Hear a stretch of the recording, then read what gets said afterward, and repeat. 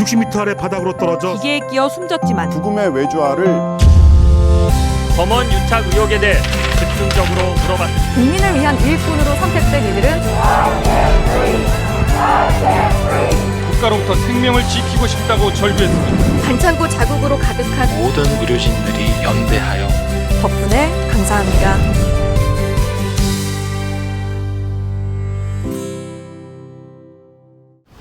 시청자 여러분 안녕하십니까. 프리한 양방향 소통 유튜브 라이브 뉴스 프리데스크의 아나운서 김민호입니다.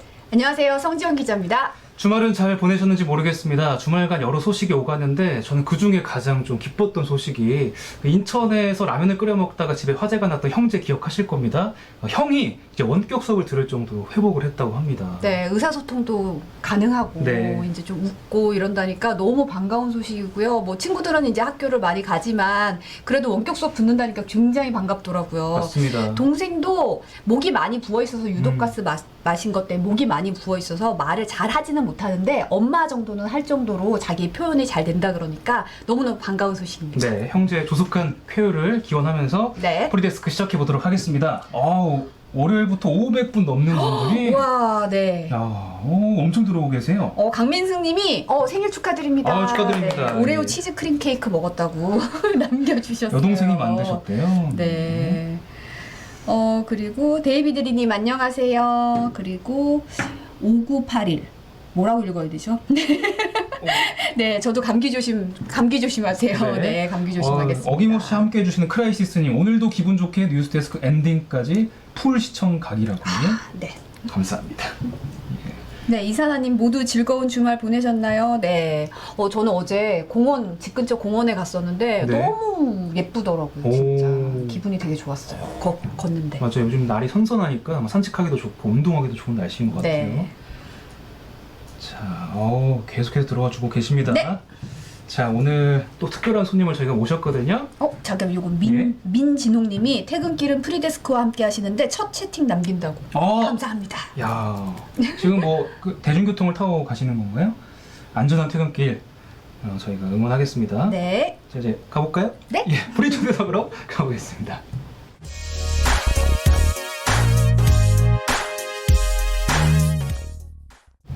네, 오늘 프리 초대석에는 사회정책팀의 김하영 기자와 함께하겠습니다. 어서 오십시오. 어서 오세요. 네. 초대해 주셔서 감사합니다. 네. 정말 특별한 손님인데 제가 프리데스크 시작하면서부터 정말 궁금했던 그러니까. 사항이 있었는데 네. 오늘 그 궁금증을 풀게 됐습니다. 여러분도 처음 시작하실 때 티저 마지막 장면 자세히 보셨나요? 예. 그 영상을 한번 보고 오시면은 이분이 어떤 분인지 더 아실 수 있을 거예요. 네. 영상 보고 오시죠.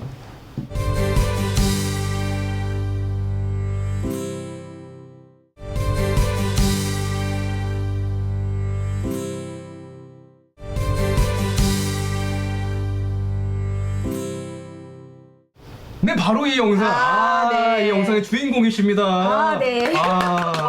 자, 마지막으로 턱선 한번 봅시다. 실물을 영접하니까 확실히 알겠네요. 저는 네. 근데 진짜 거짓말 안 하고 외부에서 모델을 모셔온 줄 알았어요. 진짜.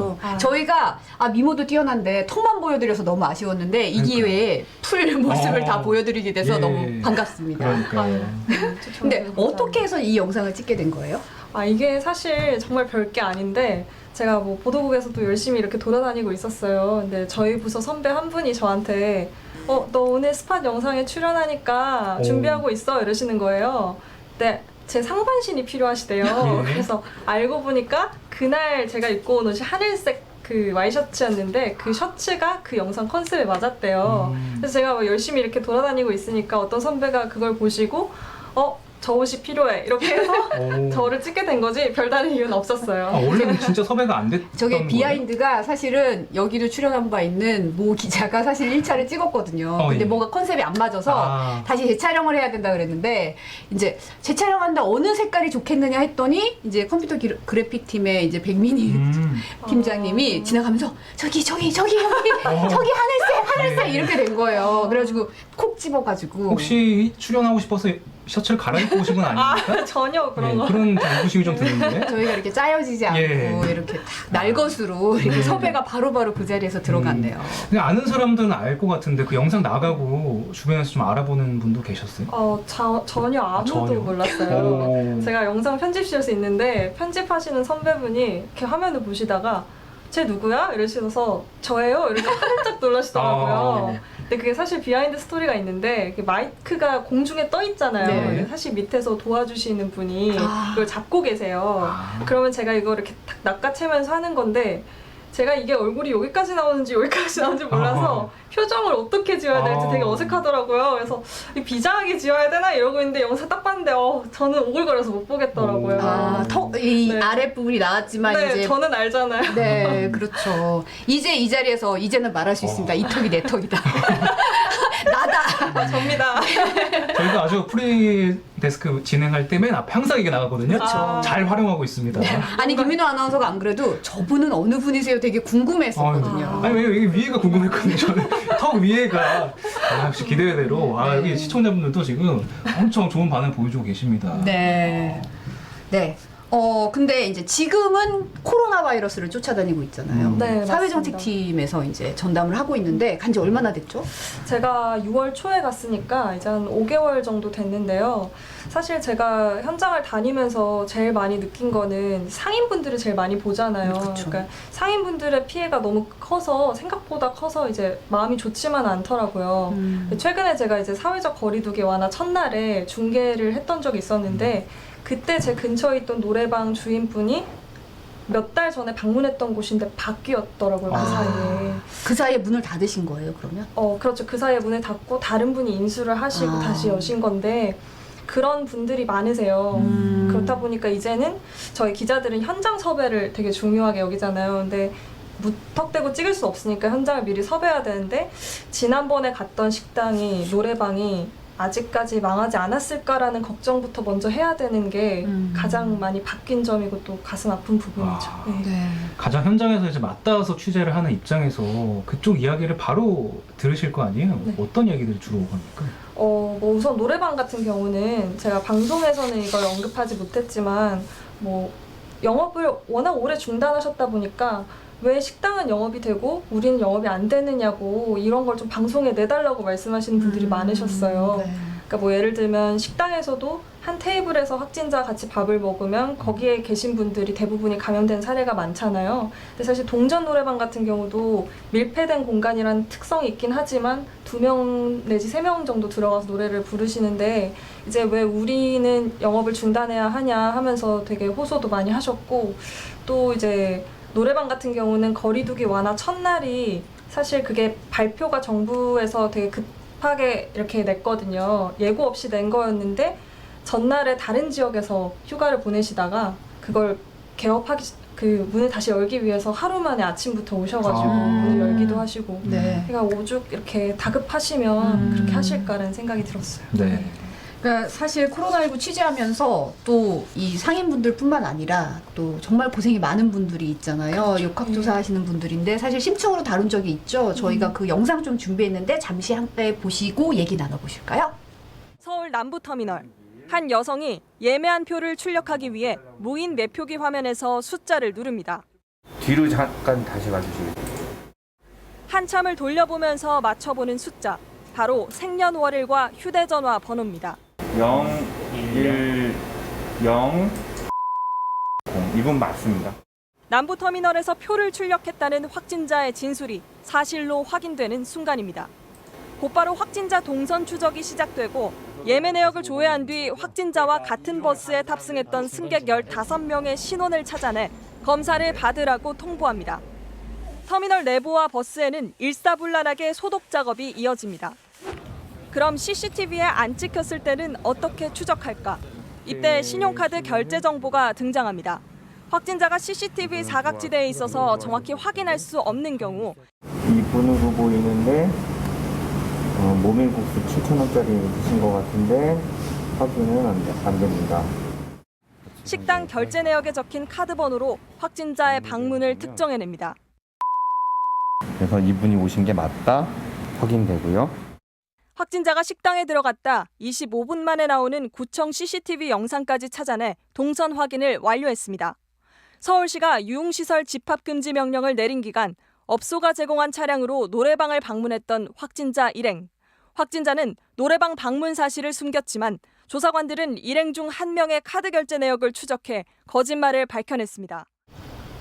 아, 진짜 극한 추적이네요. 그러니까요. 그러니까 여기 지금 위베베님이 제가 살고 있는 말레이시아는 지방선거 후 하루에 800명씩 확진자가 나와서 다시 이동 제한령이 내려졌다고 대한민국 정말 위대하다고 하셨는데 예. 이런 분들의 진짜 수고가 있었기에 지금 그래도 저희가 안정되게 지금 1단계로 살고 있는 것 같아요. 어땠어요 실제로 보면? 사실 이 역학조사 하시는 분들이 저희 취재기자보다 현장을 훨씬 많이 가시죠. 그렇죠. 이분들 중에 상당수는 이 역학조사를 전문적으로 하는 분들은 아니세요. 그러더라고요. 네. 뭐 CCTV 관련 부서에서 일을 하시다가 갑자기 코로나 사태가 터지면서 이제 급하게 차출돼서 역학조사 과정에 투입이 되는 분들이 많으신데 제가 이제 역학조사하는 과정을 쭉 봤더니 이분들끼리 단체 카톡방이 있어요. 거기에 확진자가 방문했던 장소가 이제 실시간으로 올라오죠. 파악이 되면. 네. 그럼 이제 보시는 순간 이제 그 현장으로 바로 가시는 거예요. 근데 이제 워낙 많은 현장을 다니시다 보니까 좀 노하우가 축적이 됐어요. 그래서 처음에는 이제 우르르 식당으로 가서 역학조사하러 왔습니다라고 했다면 이제는 손님들 눈치가 보이니까 다들 확진자 나왔다면 기피하잖아요. 그래서 거기 계신 사장님만 잠깐 밖으로 모시고 나와서 이러저러해서 협조 좀 부탁드립니다 하면 적극적으로 협조를 해주신대요.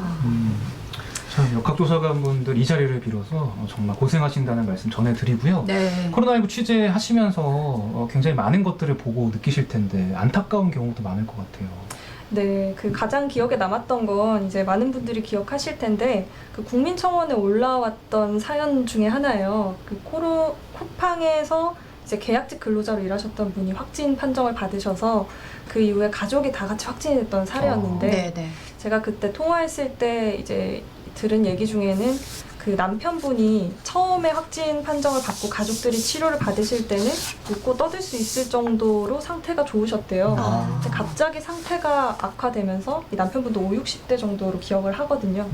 이분이 다른 중환자실로 옮겨가셨는데 거기서 이제 코로나 합병증으로 심정지가 오셔서 의식 불명 상태에 빠지신 거예요. 근데 아내분은 이제 확진자니까 남편을 보러 가지도 못한 상황에서 이제 자녀분은 대학교 졸업반인데 면접 2곳에 참석을 못했고 또 자기가 코로나 확진자라고 얘기를 하면은 낙인이 찍힐까봐 미뤄달라는 말도 못했던 거예요. 네.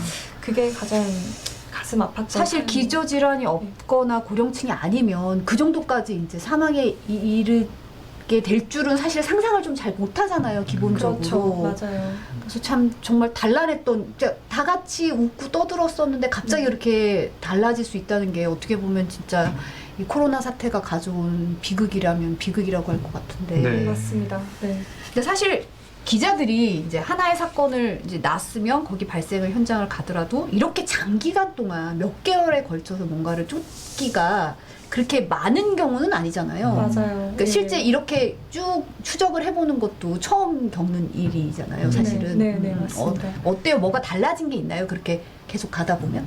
저희가 사실 코로나 사태라는 게 정말 초유의 사태잖아요. 네. 그래서 저희 기자들도 이렇게 재난 대응 매뉴얼만 있었지 코로나 대응 매뉴얼은 없었어요. 전염병에 대응하는 매뉴얼이 따로 있는 게 아니니까 그렇죠. 사실 일반적인 네. 시각으로 생각을 하죠. 네. 그렇다 보니까 저희가 현장에 갔을 때도 좀 초기엔 우왕좌왕하는 측면이 있었어요.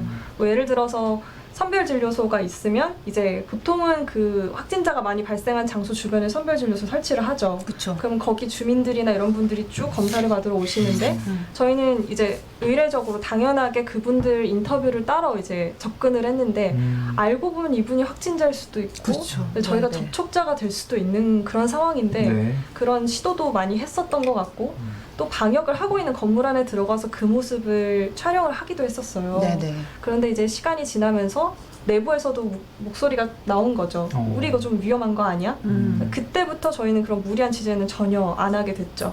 그래서 항상 확진자가 발생한 장소는 좀 거리가 떨어진 곳에서 외경만 찍는다거나 그리고 절대로 그 검사 받으러 오신 분들 인터뷰는 안 하는 그런 쪽으로 바뀌었고 또 시민의식도 굉장히 많이 바뀌었어요. 네. 그 마스크 대란 때 제가 취재를 가보면 정말 그 외국에 있는 아들한테 보내줘야 된다고 이렇게 이만큼 사가시는 분들도 계셨어요. 네. 근데 지금은 너무 흔하게 마스크를 볼 수가 있잖아요. 그렇죠. 그리고 출입명부 쓰시는 거 너무 당연하게 생각하시고 식사하러 가셨을 때도 식당에서나 카페에서도 커피나 뭐 식사가 나오기 전까지 마스크를 착용하는 모습도 상당히 많이 볼 수가 있어요. 네. 그러니까 이미 우리는 포스트 코로나 시대에 접어든 게 아닌가라는 생각이 들더라고요. 네. 사실 1단계라서 저도 이제 공원 나가보면 이제 뭐 좀 이렇게 야외 활동 하고 싶잖아요. 사실 날씨도 너무 좋고. 근데 보면 정말 다들 마스크 꼭 쓰고 계시고 맞아요. 그래서 기자들이 좀 약간 안 하고 있는 거 이렇게 쫓아다니는데 요즘에는 케이스 잡기가 쉽지가 않은 것 같더라고요. 너무 어떻게 다 보면. 잘하고 계세요. 네. 예. 벌써 이제 날도 추워졌고 연초에 시작된 이 코로나19 사태가 이제 연말까지 계속되고 있습니다. 코로나19 때문에 우울하신 분들도 지금 많잖아요. 맞아요. 특히나 이 코로나가 참 무서운 게 그 실제 저희가 흔히 취약계층이라고 부르시는 분들이 또 코로나에서도 취약계층인 경우가 많아요. 대표적으로 이제 혼자 사는 어르신분들, 노인분들이신데 이분들은 평소에 노래교실이나 경로당 같은 데서 그 외로움을 좀 달래셨다면 코로나 때문에 그런 데도 가지 못하시니까 그 외로움 때문에 건강이 더 안 좋아지는 경우도 있대요. 그리고 저희가 올해 초 2월에서 3월 정도에는 이 외부 활동을 못해서 내가 좋아하는 사람을 만나지 못해서 외로움을 호소하는 분들이 많았다면 4월에 와서는 경제적 어려움 때문에 힘듦을 호소하러 병원을 찾으시는 분들이 갑자기 많아졌다고 하더라고요. 이게 이제 길어지면서 처음에는 이제 물리적인 거리가 그게 네. 다가왔다면 이제는 또 다른 것 때문에 많은 곤란을 겪으시는 분이 많아진 거잖아요. 그렇죠. 그 실제 케이스라고 들었어요. 왜요, 실제 왜요? 본인이 너무 많이 겪고 있다고. 예. 본인 그 사례를 좀 얘기해 주십시오. 아, 제가 이게 이제 코로나 블루를 취재하면서 방금도 알게 된 것들인데 그때 제가 사례를 찾았어야 했어요. 근데 사실 사례를 찾는다는 게 그렇게 쉬운 일은 아니잖아요. 그렇죠. 사실 기자들이 현장 섭외만 잘 되면 정말 그냥 쓰겠다 뭐 이런 얘기 할 정도로 케이스 네. 섭외가 쉽지가 않죠. 예. 근데 사실 멀리 갈 것도 없이 제 사례가 여기에 부합하지 않나라는 생각을 했던 게 저는 남편이 직업 군인이에요. 아. 그러다 보니까 이제 저희가 신혼 6개월 차에 코로나가 터지면서 국방부에서 휴가를 통제했고 저와 남편이 3개월 동안 만나지 못했어요. 거의 견우직녀더라고요. 얘기 들어보니까. 근데 또 이번에 8.15 광복절 기점으로 또 확진자가 폭증하면서 또 이제 국방부 휴가가 통제되고 또 2달 동안 못 보다가 아유, 어떡해. 엊그제 봤거든요. 진짜 오랜만에. 2달 만에. 아니, 정말 이사하느라고 또 어렵게 휴가를 써서 그렇게 만났어요. 그래서 참 근데 또 저희 같은 케이스가 저희만 있는 건 아닐 거예요. 군인들 중엔 이런 분들이 많을 거거든요. 그래서 좀 힘드시겠지만 그래도 좌절하지 않고 다 같이 극복했으면 좋겠어요. 근데 가끔 오면 안 싸워요. 아, 지금 원하시는 거예요? 이 생리견을? 자주 보면 싸우는데 예. 그렇잖아. 그렇거든요. 그렇거든요. 자주 보면 싸우게 되는데 가끔 보면 이제 막 싸울 수가 없잖아요. 그렇죠? 네, 애틋하죠. 네. 네. 아, 오히려 즐기신 건 아니겠죠? 되게 슬퍼하더라고요. 예. 그래서 그래 그때도 똑같은 얘기했던 것 같아요. 자주 보면 싸워. 많이 들었어요. 그런 얘기. 근데 그래도 사실 오늘부터 좀 등교하는 아이들이 늘어났잖아요. 네. 이제 1단계 되면서 어떻게 보면 우리 국민들이 정말 애써서 방역 지침을 잘 지켜가지고 이 정도로 우리가 유지하는 게 아닌가 이런 생각이 좀 들긴 하거든요. 많이 노력해 주신 덕분인데 사실 이게 계속 유지를 하려면 지금 이 노력이 지속돼야 돼요. 왜냐하면 또 이제 코로나 증상을 조금이라도 느낀 것 같다면 바로 검사를 받으러 가셔야 되고요. 왜 제가 그러냐면 이제 조용한 전파가 정말 무섭거든요. 실제로 역학조사 과정에서 제가 들은 얘기인데 직장인 한 분이 이제 이 증상을 느끼신 지 약 20일 만에 검사를 받으러 가신 거예요. 20일 만에요? 20일 만에. 약 20일 만에. 근데 이분이 이제 가셨던 곳이 워낙 많으신 거죠. 업체를 주로 다니셨던 거죠. 네. 회사 사람이다 보니까. 그래서 하루에도 2-3군데 업체 정도로 들렀다 보니까 접촉자가 엄청 많은 거죠. 그래서 역학조사 기간도 상당히 길었고. 근데 제가 이걸 이제 정확한 사례를 짚을 수가 없어서 보도는 안 했지만 믿을 만한 이제 그 지자체 관계자로부터 들은 얘기이기 때문에 조용한 전파가 정말 무섭다는 걸 알 수 있는 거죠. 네. 그래서 오늘도 브리핑에서 감염 경로를 조사 중인 환자가 20% 내외라고 하더라고요. 네. 네. 아마 이런 것들이 생각보다 많이 있을 거라고 생각해요. 그래서 저희가 그날 확진자 수만 보고 코로나가 잠잠해졌다라고 생각하기보다는, 왜냐하면 또 화요일까지는 주말에 검사 건수가 줄어드는 영향이 그렇죠. 화요일까지 네, 가요. 네. 그래서 계속해서 습관적으로 저희가 방역을 지켜야 이 기나긴 싸움이 끝나지 않을까라는 생각을 합니다. 네. 김하영 기자 덕에 오랜만에 코로나19에 대해서 자세하게 이야기를 들어봤습니다. 네. 현장에서 코로나19 진짜 조심하시고 네. 또 잘 추적해서 또 잘 했으면 좋겠습니다. 종종 나오셔서 좀 코로나19 관련된 이야기 업데이트 되는 거 좀 소개해 주시면 좋을 것 같아요. 그러니까. 노재필 기자가 상의 한번 해보신 바입니다. 네, 오늘 나와주셔서 감사합니다. 네, 감사합니다.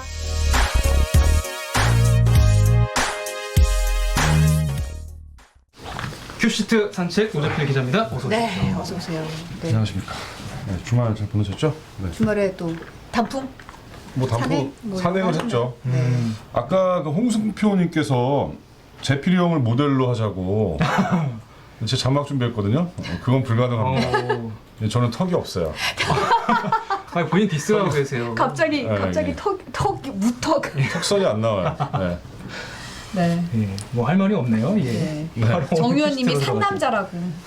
상남자 아니고 산남자라고. 상남자. 오, 네. 별명이 또 생겨요. 매일 살아있죠, 하나씩 제가. 추가됩니다. 네. 아, 네, 오늘도 많은 분이 올려주시는데 네. 무제필도 사랑하라.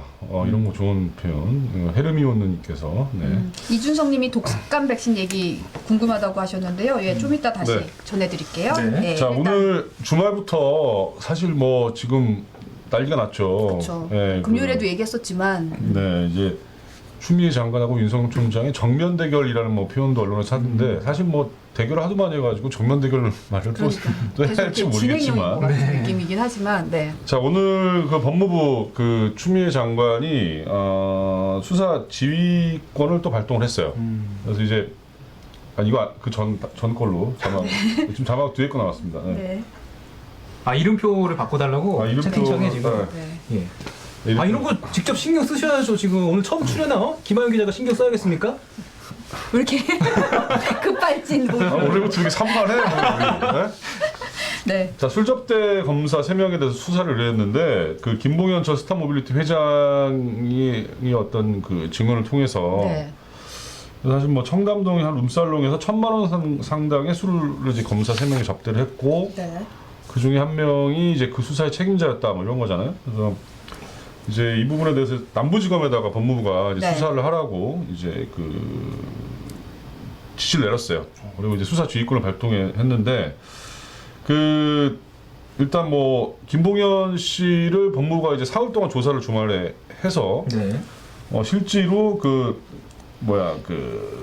술접대 받은 거 사실을 확인했다라는 게 네. 이제 법무부의 얘기입니다. 그렇죠. 네.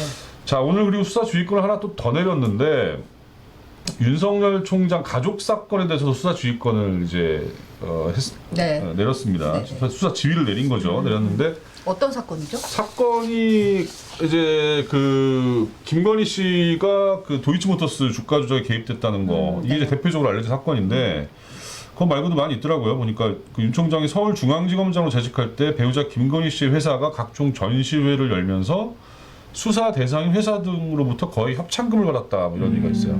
그리고 뭐 장모가 사무장병원 열어가지고 요양급여비를 불법으로 탔던 거 등등의 사건이 있는데 이게 이제 그 가족과 측근이 연루됐기 때문에 검사 윤리강령에 위배된다. 이게 이제 법무부 설명이에요.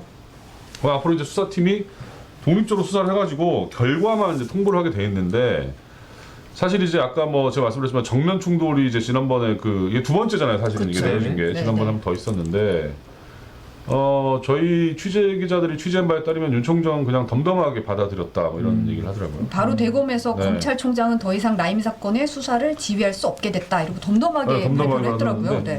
이게 사실 인복서랑 아웃복서의 싸움 같아요 느낌이. 그러니까 일종의 뭐 윤 총장은 계속 어떻게 보면 모르겠습니다. 계속 봐야 될 것 같은데. 이게 사실 예전에 천정배 장관이 수사지휘권을 헌정사건 처음 발동할 때는 이틀 만에 바로 옷을 벗었죠. 네, 지금 검찰총장이 사표를 냈잖아요. 근데 지금 두 번째인데 결론이 어떻게 날지 참 궁금합니다. 저도. 네네.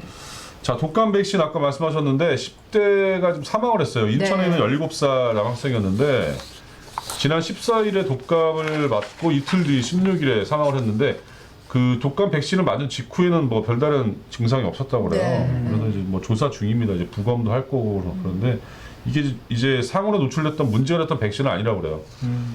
근데 뭐 지금 현재 955만 명의 우리 국민이 이 독감 백신 맞았는데 부작용이 353건 정도가 이제 현재 보고됐다고 합니다. 그래서 네.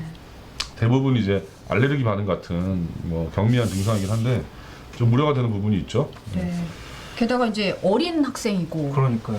그리고 10대가 별 기저질환도 없었다 그러는데 그러니까요. 이런 식으로 네. 사망을 했다 그러니까 굉장히 좀 다들 우려가 많으신 좀 것 같아요. 당혹스러운 것 같아요. 예. 그래서. 네네. 자, 그리고 빅히트 주식 지난번에 상장이 됐잖아요. 네네. 송경제에서도 저희가 이게 다뤘었는데. 4월 연속으로 떨어져가지고 그날 상한가를 그러니까 개장 직후 찍었을 때 35만 1,000원인데 오늘 가격이 18만 9천 원. 엄청 떨어졌어요. 무려 마이너스 46%가 떨어졌다고 예. 그래요. 그래가지고 이제 뭐 개미들이 다 샀대요 이거를 4천억 정도를. 그러니까 뭐 어떤 분들은 결혼 자금 넣었다는 분들도 있고. 아이고. 사실 뭐 조심해야 돼요 공모주는. 왜냐면은 이게 그 지난번 SK 바이오팜이나 카카오 게임즈처럼 이렇게 뭐 2, 3일 상한가 갈 거로 생각해서 이제 덥석 샀다가는 네. 이 문제가 될 수밖에 없는 게 기관들이 의무적으로 갖고 있는 기간이 있어요. 그래서 네. 그 기간이 지나면 다 쏟아내기 때문에 아무튼 뭐 참 많은 개미들이 지금 피눈물을 흘리고 있습니다. 네. 자, 트럼프에 등 돌린 여성 노인층이라는 뉴스인데 이거는 이제 트럼프 미국 대선 언제 해준지 아세요? 11월 3일이요? 아 역시 되게 준비가 철저하신 분이야. 이거. 저도 알고 있었어요. 안 물어봤어요. 자 이제 보름 남았습니다. 보름 남았는데 트럼프가 지금 완전히 궁지에 몰리고 있는데 지난번 대선에 트럼프를 지지했던 여성층하고 그 노인층이 다 등 돌렸다고 그래요. 네. 특히 노년층 같은 경우는 그 노년층 사망률이 굉장히 높아요. 네. 저 코로나19 그러다 보니까 사태 때문에. 노인을 네. 위한 나라는 없다 이런 생각이 강해서 자 그다음에 마지막으로 저희가 이제 집중 취재 M이라고 2부에서 나가는 심층 코너가 있잖아요. 네네. 오늘은 지역 의대를 다룰 건데 울산대 아니고 아산대. 그러니까 이게 되게 웃긴 게 아니, 보면서 약간 황당하긴 하더라고요. 울산대 의대가 있는데 이 학생들이 다 아산병원 가서 공부를 한대요. 그렇죠. 1년만 네. 딱 배우고. 네네. 그래서 사실상 지역의 어떤 의료를 활성화하기 위해서 만들었는데도 불구하고 다 수도권으로 빠져나가는 그러니까 대학 때부터 빠져나가는 거예요 사실은. 자 이덕영 기자가 취재했습니다. 네. 네, 산책 나간 소식 말고도 많이 준비했으니까요. 꼭 본방까지 시청 부탁드리고요. 저희는 내일 다시 돌아오겠습니다. 네, 감사합니다. 고맙습니다.